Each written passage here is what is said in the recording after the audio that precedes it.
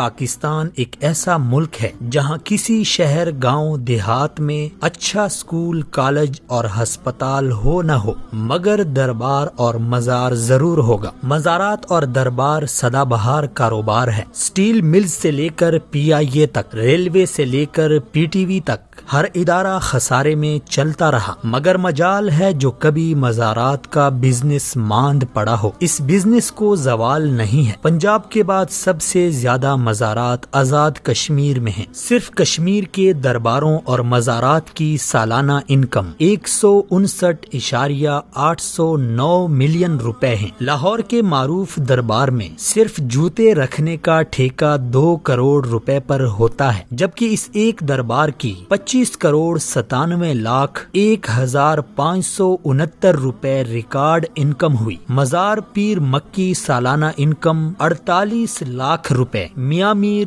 10 لاکھ روپے، مادو لال 6 لاکھ روپے، بی بی پاک دامن 31 لاکھ روپے، دربار شاہ رکن 24 لاکھ روپے۔ ان درباروں اور مزارات میں سے جو محکمہ اوقاف کے تحت ہیں وہاں کرپشن کے قصے زبان زد عام و خاص ہیں۔ ہزاروں دربار اور مزارات وہ ہیں جو محکمہ اوقاف کے تحت نہیں ہیں، ان کی انکم بھی مجاور اور مافیاز کھاتے ہیں۔ حالیہ دنوں صاحبزادگان گولڑا شریف کی شادی خانہ آبادی کے خوب چرچے ہیں۔ پیرزادوں کی شادی کی تقریبات سے ہی اندازہ لگائیں کہ مریدوں کے چندوں پر کس قدر شاہ خرچیاں ہو رہی ہیں۔ غریب مریدوں کے چندے سے منعقد مہنگے ہوٹل کی تقریب میں سیاستدان، صحافی، بیوروکریٹ تو تھے، شاید ہی کسی غریب مرید کو یہاں مدعو کیا گیا ہو۔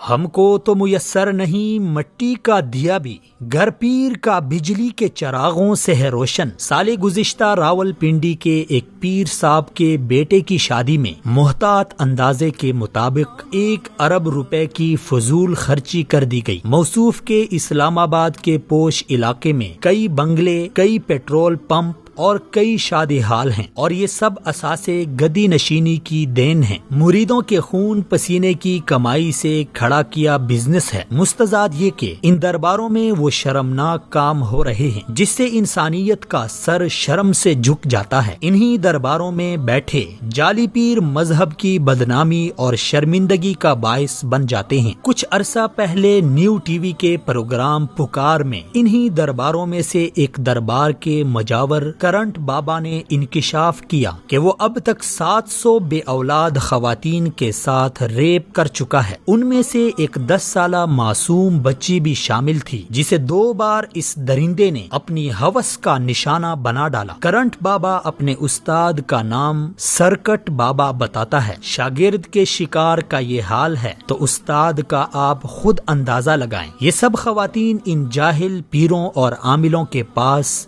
بے اولادی کا علاج کرانے جاتی تھی۔ یہ شخص انہیں جنسی درندگی کا نشانہ بناتا تھا اور پھر ڈرا دھمکا کر خاموش کراتا تھا کہ اگر کسی کو بتا دیا تو میرا موکل تمہیں جلا کر بھسم کرے گا، اور یہ خوف کے مارے چپ ہو جاتی تھی۔ اس طرح کے واقعات درباروں اور مزاروں میں تواتر کے ساتھ پیش آ رہے ہیں۔ یہ کوئی معمولی نوعیت کے جرائم نہیں ہیں۔ حکومت کو فوری طور پر مزاروں اور درباروں میں بیٹھے جعلی عاملوں اور پیروں کے خلاف کارروائی کرنی چاہیے تاکہ مزید عزتیں پامال ہونے سے بچ جائیں۔ ان درباروں میں فروکش پیروں کا بھی احتساب ہونا چاہیے کہ وہ غریبوں سے پیسے بٹور کر کیسے اپنی عیاشیوں میں اڑاتے ہیں۔